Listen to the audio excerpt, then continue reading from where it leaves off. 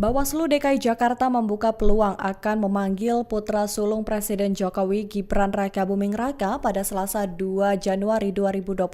Sebab Bawaslu menyebut pihaknya menemukan fakta baru terkait Gibran bagi-bagi susu saat Car Free Day di Bundaran HI beberapa waktu lalu. Terkait hal ini, calon Wakil Presiden Gibran Rakabuming Raka buka suara pada Senin 1 Januari 2024. Ia mengaku siap memenuhi panggilan dari Bawaslu. Namun Gibran sendiri mengatakan bahwa dirinya belum menerima informasi pemanggilan secara resmi dari Bawaslu. Komisioner Bawaslu Jakarta Pusat Christian Nelson Pangkey mengonfirmasi bahwa Gibran akan dipanggil besok. Adapun pemeriksaan tersebut bakal dilakukan di kantor Bawaslu Jakarta Pusat pukul 13 waktu Indonesia Barat. Sebelumnya Bawaslu Jakarta Pusat menjadwalkan pemeriksaan terhadap Gibran pada Kamis 28 Desember 2023. Namun pemeriksaan itu dibatalkan. Bawaslu menilai pendalaman yang telah dilakukan telah cukup. Sejauh ini Bawaslu telah mengklarifikasi sejumlah pihak. Selain pelapor, Bawaslu turut memeriksa sejumlah kader PAN seperti Zita Anjani, Sigit Purnomo Said atau Pasa, serta Surya Utama atau Uya Kuya.